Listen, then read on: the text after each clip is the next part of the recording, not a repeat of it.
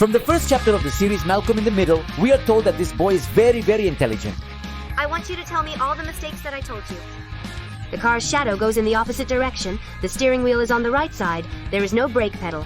The pilot episode revolves around teacher Catherine's desire for Malcolm to join the advanced class of Krellbones, children deemed geniuses, and her willingness to discuss this with Malcolm's parents to make it a reality.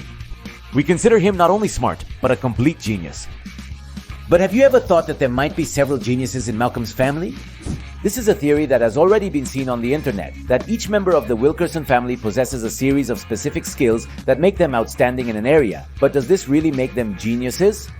There is a significant debate about this, because intelligence is often thought to be objectively measurable like height or weight. However, this classification has led to problems not just due to the measurement itself, but also because of its consequences. Spoiler alert, it involves Nazis, but I'll elaborate on this later. In this video then, we're going to talk about the concept of intelligence, how it relates to what we call geniuses, and whether it's true that each member of the Malcolm family can be considered one in their own right. All of this today on Beyond the Obvious. When we watch Malcolm do things like this. The factors are 222 and 73. 26.261? It's clear to us that he's a very intelligent boy. We know a written test isn't needed since you're witnessing it. But the problem here is, what is intelligence itself? There are several theories about it, but a very classic definition of intelligence would say that it is a cognitive ability that allows us to learn, understand, reason and solve problems, adapt to new situations, and apply the knowledge acquired. Note here, a mental ability. In this definition, intelligence is presented to us as a type of mental power that people can possess and allows them to be good in various fields of knowledge. When Malcolm takes his career aptitude test, the advisor informs him. According to the test, there is no career on the planet where you wouldn't be great. This view of intelligence comes from psychologists like Charles Spearman, who in the early 20th century saw intelligence as a G factor that allowed us to excel in various areas. But could this G factor we call intelligence help you become a professional golfer? In other words, does intelligence help you in all areas? Or could it be that there are different types of intelligence? This theory that there is more than one intelligence comes from psychologist Howard Gardner, who in his book Structures of the Mind, The Theory of Multiple Intelligences, proposes that there is not a single human intelligence, but rather a variety of different intelligences, each with its own characteristics that help us excel in different areas. So for Gardner, being good at music was not the same as being good at math or philosophy or solving Rubik's Cubes, which many people think is a way to measure how intelligent someone is, more or less like what we see in this scene from The Pursuit of Happiness. This toy is impossible. I think the colors rotate around an axis. That's as far as I always get.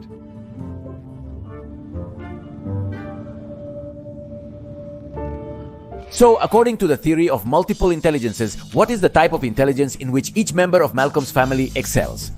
Hal possesses excellent kinesthetic bodily intelligence, enabling him to skillfully coordinate his body and physical movements. He is very good at skating and walking. Lois excels in interpersonal intelligence, which allows her to know what other people feel and think, even if they don't say it. That's why she often discovers what her cunning children have planned. Dewey's musical intelligence enables him to play instruments, compose, and comprehend the meaning of notes. The following ones are more complex.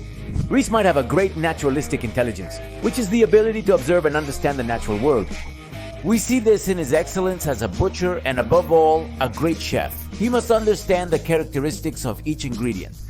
Francis, on the other hand, might possess a great creative intelligence, evident through the intricate jokes and strategies he can develop. But Joaquin, this is just the type of intelligence where each family member seems to excel. Malcolm excels in linguistic intelligence, enabling him to deliver excellent research papers, mathematical intelligence, and even kinesthetic bodily intelligence, making him a good dancer. But according to the theory of multiple intelligences, we all have a specific combination of levels of all intelligences. Hal demonstrates great logical mathematical intelligence through his engineering projects, while Francis exhibits strong interpersonal intelligence as a leader, similar to Lois, even if it may not be immediately apparent. Other types of intelligence, according to Gardner, are visuospatial intelligence, which refers to the ability to visualize objects and their spatial relationships, and intrapersonal intelligence, which is the ability to know yourself and your emotions. In one episode, Lois, who is often stubborn, underwent self-therapy to deal with some life traumas. Imagine these intelligences as Pokemon stats.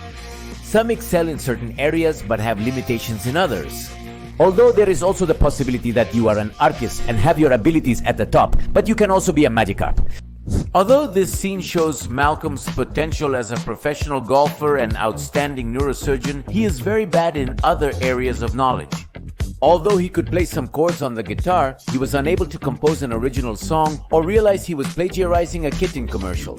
And in this other episode, we see that he is basically unable to understand the emotions that the music conveys, and this is true. It's not the same to learn to play an instrument as it is to understand what the music is trying to tell you.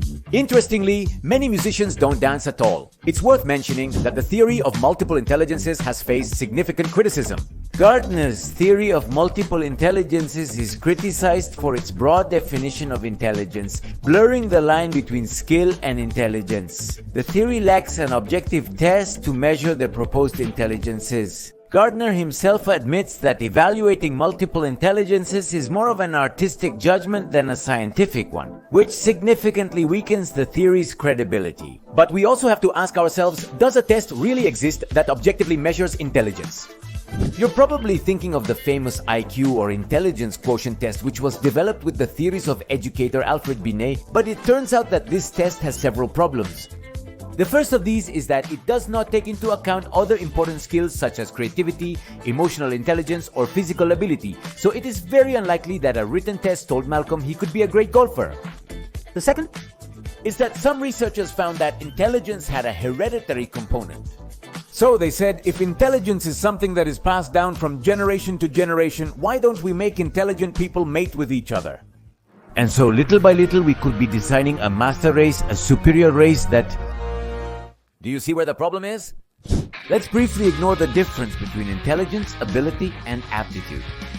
The series tells us that it's obvious that each member of the Wilkerson family has certain characteristics that could make them stand out in certain areas, whether it's figure skating, music, or cooking. However, like many parents, Hal and Lois put special emphasis on Malcolm's intelligence and based some decisions on it. Sometimes positive, other times not.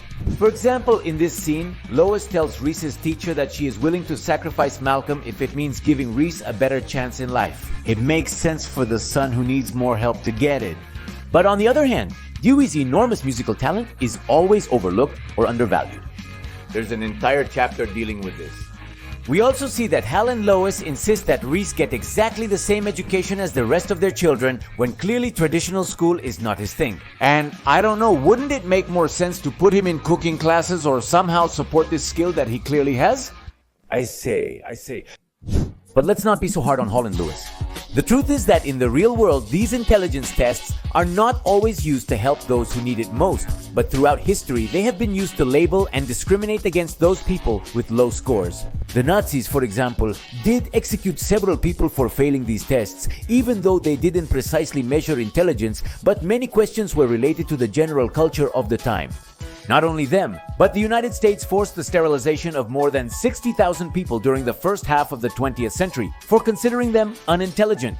The most targeted groups were African American women, then white women, and then men in general. Nowadays, well, our society is not that extreme. I mean, no one is subjected to such things just because they did poorly on an IQ test. However, we often discriminate against certain skills while elevating others.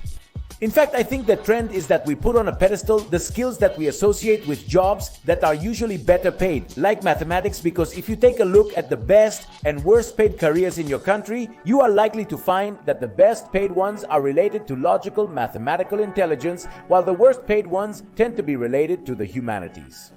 So is intelligence really valued, or is a potential return on investment valued? As you can see, intelligence is a concept that seems very simple to explain and even intuitive, but so far there is no definitive definition of the concept. For some people, it is a mental ability that helps us in many areas of life, while others talk about multiple intelligences that help us with various tasks. What is a fact is that over the years, we have treated people differently according to what we perceive as intelligence. Sometimes this distinction is beneficial because it gives teachers and parents the opportunity to support students who need support or a different method of education. But also, unfortunately, we have managed to do horrible things with this concept.